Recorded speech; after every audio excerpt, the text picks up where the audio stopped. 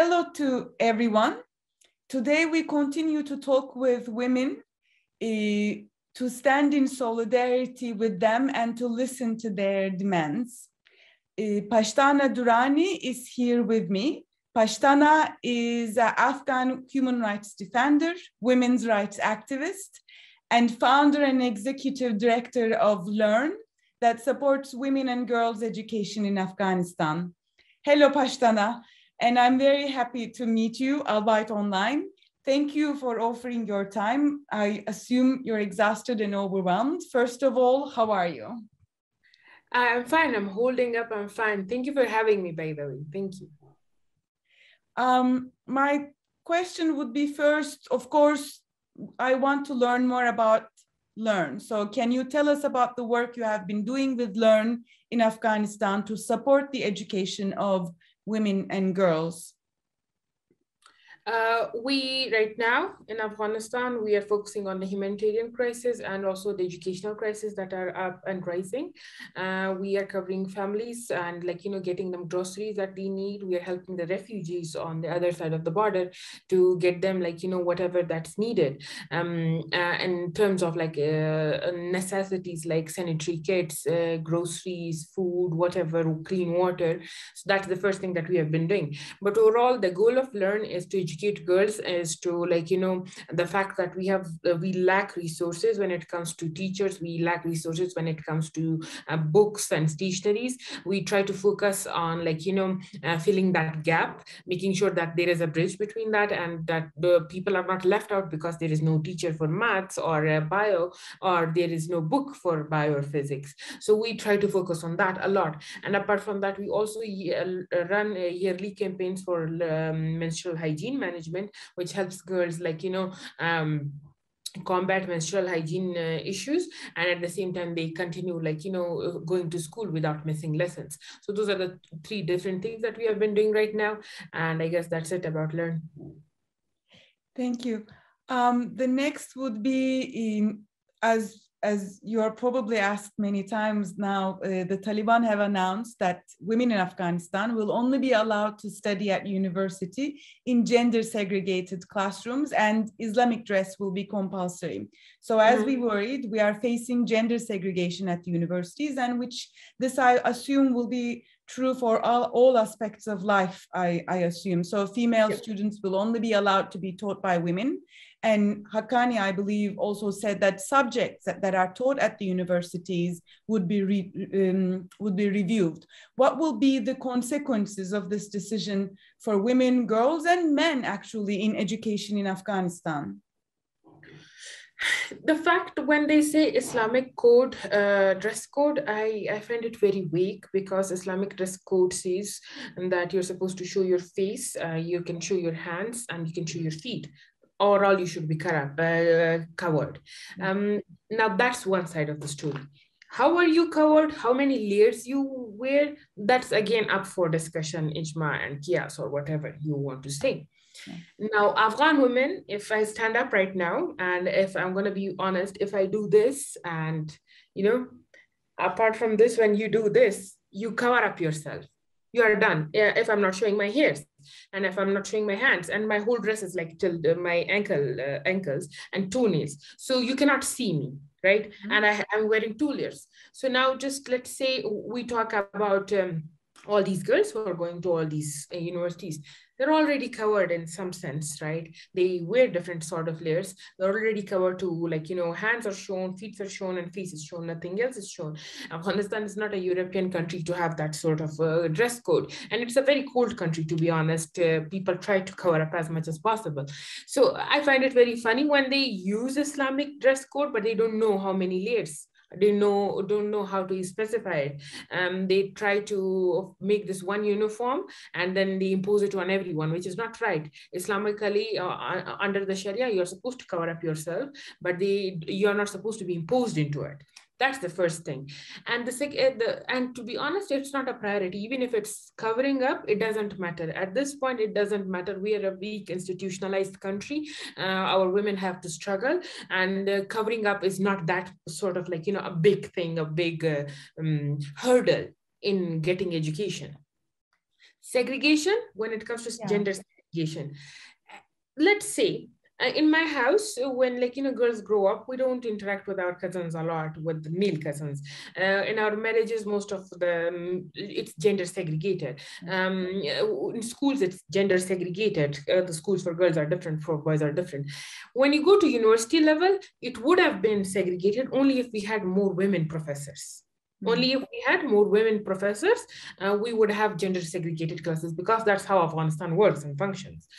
So for me to understand that, when they say gender segregated classes, but do you have the capacity where the teachers would teach both girls and boys?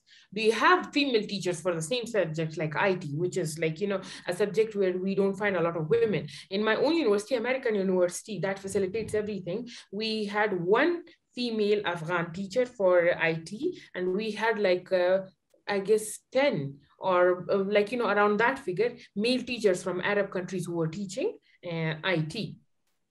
So now imagine, if you're going to talk about it, you're literally depriving a girl from the chance of learning a skill or a subject that is needed in the coming years in the world. And you're depriving her. Why? Because there is no male teacher or female teacher available for that. And if you're going to talk about the piousness, I don't know what is that standard of who is pious and who is not. How do you read people's mind? What do they think about women? How do they objectify women? How do they sexualize women? That's so hard to read. We don't have those sort of computer right now. So you can't do that. So when you come to gender segregated, different classes doesn't matter. Yeah. As long as you have resources to combat the crisis of how many girls should be taught. If we don't have teachers, what is supposed to be happening? How do we combat lack of teachers, lack of resources, lack of female teachers? If they have answers for those, then well and good. I cannot read about for piousness or being objectified. So again, the issue is, do you have an alternative? If you want to segregate classes, do you have alternative and resources that could facilitate that? I think not. And I don't think so Taliban or policymakers who would understand this issue in a broader spectrum. Now we come to the third and the most important and the most alarming thing, which is the curriculum. Curriculum is already outdated. I used to fight with the last government so much on high school curriculum. It was so old. They didn't have this cell picture. It was the microscope. The microscopic picture of the cell was from the 90s, right? From 95. And I used to fight on it so much because there were a lot of things that were discovered later on, and they were not in our curriculum. So now just imagine that we have that sort of curriculum right now. And now the Taliban want to even police that. They want to check it, and then they will approve whatever they want to approve. That way we lose a lot of historical, geographical stances. And that's it's already policed, it's already outdated. If you police it more, we may lose a lot of more history. For example, the Taliban might not like women of Afghanistan history, and they might not include them. Right? Those are important women. They were queens of Afghanistan. They were warriors of Afghanistan. They were poetesses of Afghanistan. And if you don't talk about those women, if you just remove them from history, the next generation won't learn about them. They will become myths. And that's where it's alarming. Apart from that, you talk about international relations, political science. If all those things are policed, you cannot have an active society. That's where it makes me, concerned. The first two things are not that much of a problem. I would probably wear 5 layers if I get good education. I get education that I wanted. I will go to any gender segregated classes as long as I have a teacher who is willing to teach me the updated curriculum. But if you're gonna make me go through 5 layers of clothing, if you're gonna make me sit in a class where the woman is not up to that standard, and then you're gonna make me learn things that I'm not interested in learn, that is not something that I'm looking forward to. So you have to look at it objectively rather than saying, oh, but it's my right to wear whatever I want. Right now, we are not in that position. Right now, we want to learn. That's the main goal. So we have to focus on that. Thank you. Next, I want to ask about Afghan women repeatedly told not to be taken by the Taliban's charm offensive since the first day they returned to power. We saw that women who took to the streets in protest recent days demanding equal rights were met with violence and gunfire. And in an earlier interview, you noted that Taliban wants legitimacy. Yeah. But even though the world is still watching them on women's rights particularly, they don't seem to really care as well. So like, what do you say? How do we need to take on this? I feel like though they want legitimacy and they seem to care. If they didn't, I'm not that I'm saying in a long term, but for the legitimacy, they care. For the aid, they care. If they didn't care, why would they support a rally pro them? You see? Mm-hmm. Yesterday, day before yesterday, there was a rally pro-Taliban. Women were coming out and they were like saying, oh, but we are happy with hijab and all that. And to be honest, they were the point was nobody's fighting hijab. Everybody is fighting the fact that you're not letting women work. Mm-hmm. You're not letting women get educated. That was the question. So, but the Taliban were very much protective of that rally. They were giving them security. There was a whole media outlet that was talking about them and news agencies that were like, covering their stories. Not that I am saying that it shouldn't have been covered or anything. I feel like any woman coming out, taking up her public space in Taliban's regime is a good thing, even if they're pro them. You have to take up that space. As a feminist, I just don't say things that I like. I have to coexist. I have to accept other women who have different rights. And I just don't want to have this privileged white feminism in my head that, okay, only I'm right, only I'm supposed to be saying stuff and not others. If women feel like that's totally fine. But those women shouldn't be the only sole representative of Afghanistan. Those women shouldn't be the sole representative of Afghan women and their needs and demands. And also at the same time, if you notice, those women were given protocol, they were given security and all that. But the women who came out, who asked for their privilege or asked for their rights, to be honest, they were beaten, they were abused, they were tortured. Why the difference? If you respect women's rights so much, why the difference? So they are fishing for legitimacy. They are supporting what is pro them, but they are not still not up to that level where they openly accept women's rights. Mm-hmm. And I don't think so they will be in the near future. But of course, when you look at it politically, and they definitely want the world to see them as protectors of the women's rights or women or justice or whatever you can call it.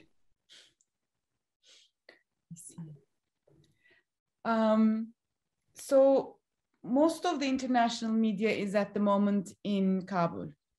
Mm-hmm.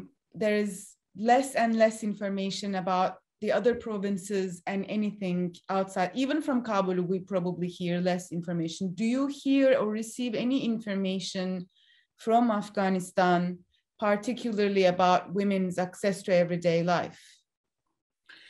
Right now, I am always in constant, on radar when it comes to Kandahar. So I can talk about Kandahar with the full confidence. In Kandahar, women have stopped working. It's there is paralysis when it comes to work.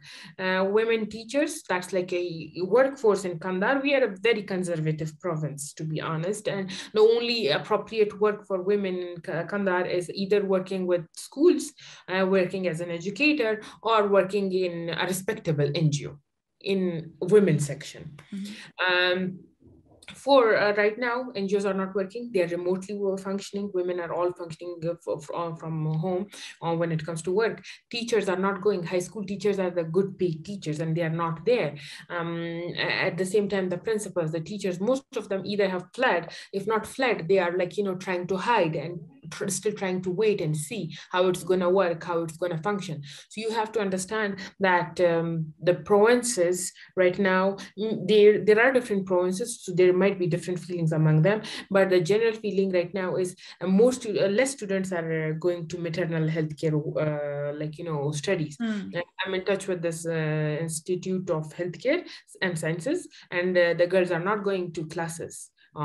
Although healthcare is something that the Taliban haven't opposed in the past, and the girls are not going there.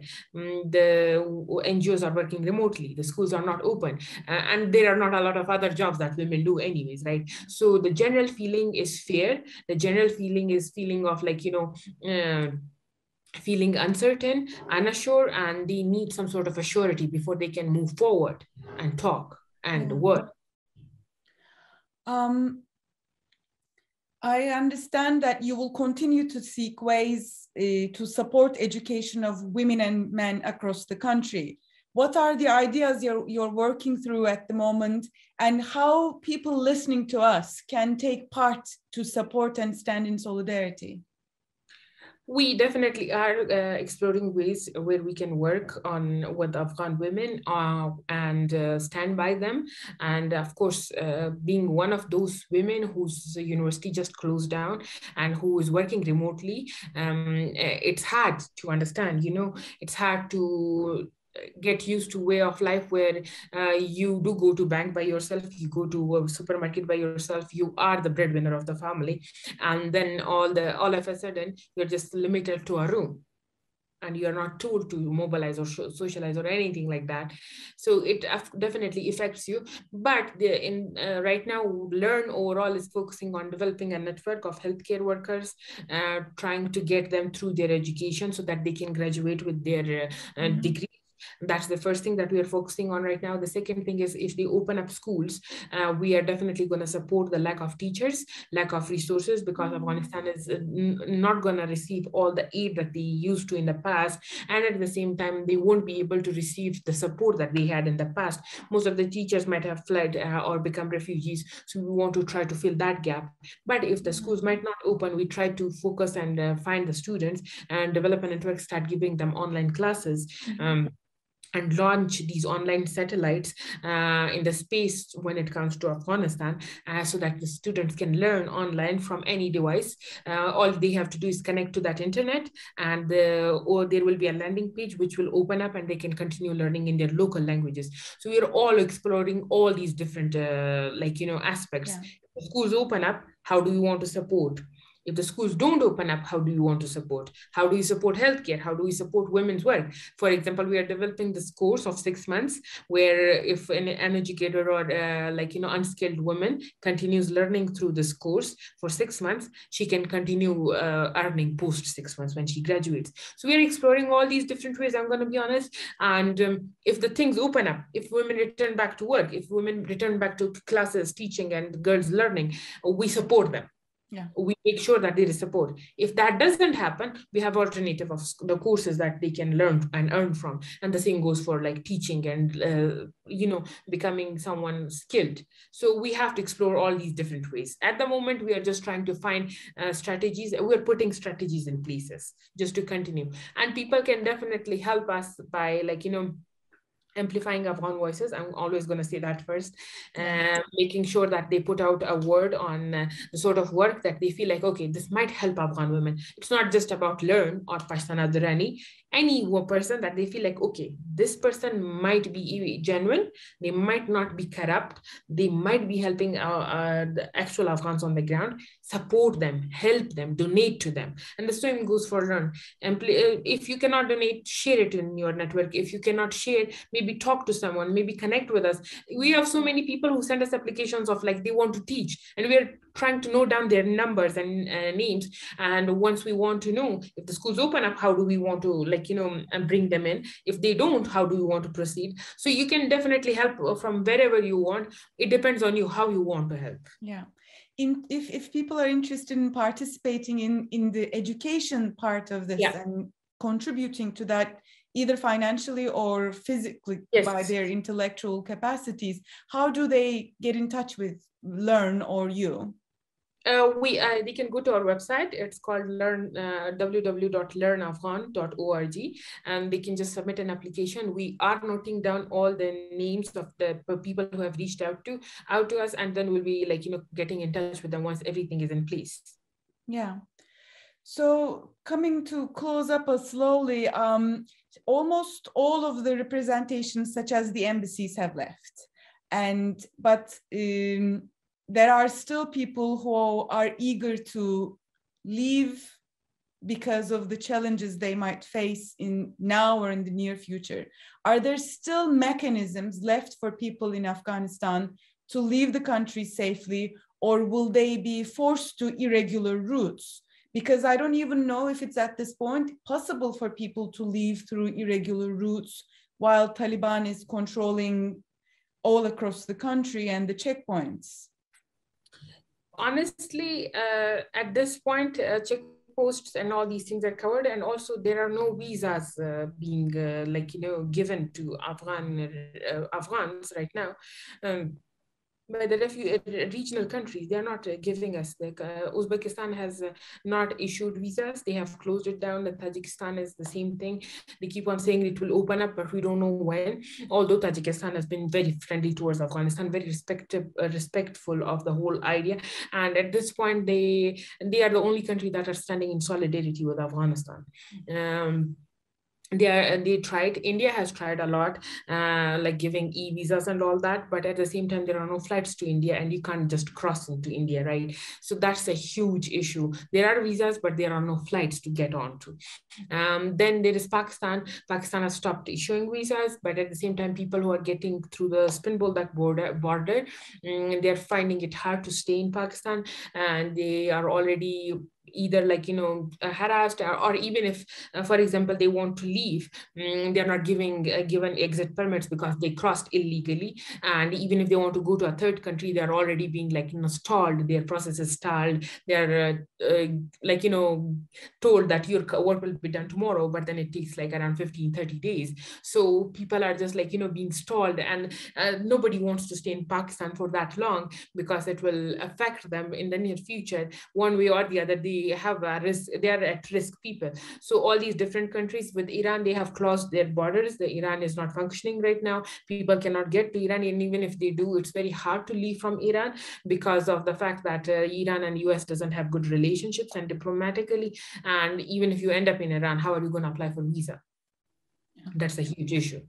So all these different things are happening at the moment. Yeah, I mean, there's a lot of discussions that there will be a lot of people who will be trying to leave Afghanistan through irregular routes, but it's not only the Taliban controlling the exit, but it's also the borders are closed by the neighboring countries. From what you say, is this correct? Am I understanding correctly? Iran has closed its border. Uzbekistan is not receiving any Afghans right now. Tajikistan is not receiving any Afghans at the moment. You can't access India directly because we don't have a big sort of border with them. And then comes Pakistan. You do have a porous border. It's not closed, but people are dying of suffocation. People are dying, they're literally getting over each other just to pass.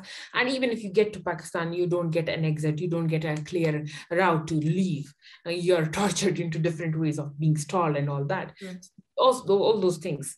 The other borders are closed, but Uzbekistan was very okay with issuing visas, and they have in the past few weeks too, and they might open up soon. The same goes for Tajikistan. About Iran and Pakistan, we still have to see that the whole situation is still hostile.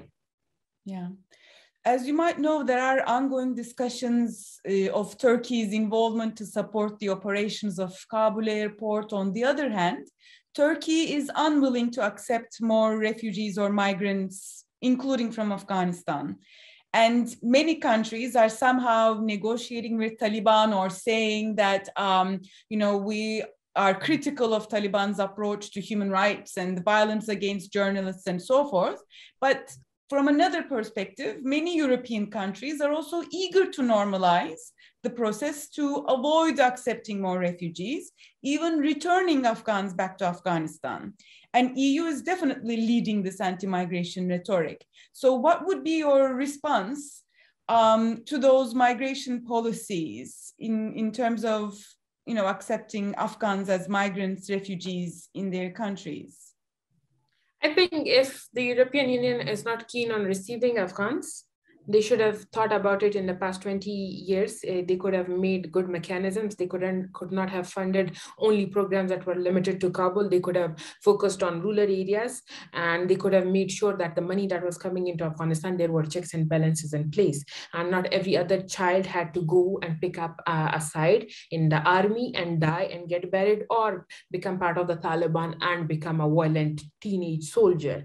They are as much as involved in this. So now that they don't want migrants, maybe now is the time that you correct your mistakes for the past. Of course, there is no forgiveness, but maybe this is time that you ask the Taliban, you pressurize the Taliban that this is the aid that's coming to you, but these are the checks and balances, these are the strings attached to it. You won't be murdering people, you won't be lashing people, you won't be controlling women quotas, you will be including them in public space. All those things can happen. The European Union can do all that, but they won't. If they had that leverage, they would have done it past year, but they didn't. Now at least accept the refugees, respect the people who worked day and night, put their lives in danger for you to be for your advance, for you. They interpreted it, they cooked for you, they cleaned for you, they came to your bases, they worked to make sure that you are comfortable in Afghanistan. Maybe the least you could do is give them a home, a safe home in your country. Yeah. Thank you, Pashtana. Is there anything else you want to add? I guess that's about it. I get very emotional when it comes to Afghan refugees. I mean, like, the world did this to us, right? They every time they blame Afghan government, I'm like, you're as much as to be blamed, right? Why didn't you put a checks and balances? I was just an Afghan girl. I couldn't force anything into them. I rose and I stood against everything corrupt, but nobody supported it. You guys were enabling it as much, right? You were also limiting it to the elite. So then now maybe accept the refugees, maybe give them a safe home. But they are silent, so yeah. I agree, yeah. Thank you, Pashtana. Thank you for your time. And on behalf of many women's rights activists in Turkey, we stand in solidarity with you. Thank you. Hope to meet in person in better days. Hopefully, someday. Thank you very much. Take care, bye-bye. Türkiye'nin sivil, bağımsız, özgür ve çoğulcu bir medya ortamına ihtiyacı var. Medyascope 20 Ağustos 2015'te bu ihtiyacı karşılamak üzere yola çıktı. Ama yolumuz uzun. Bu yolculukta bize Patreon veya YouTube'un katıl butonu üzerinden katkıda bulunabilirsiniz. Destek verin, sizinle güçlenelim.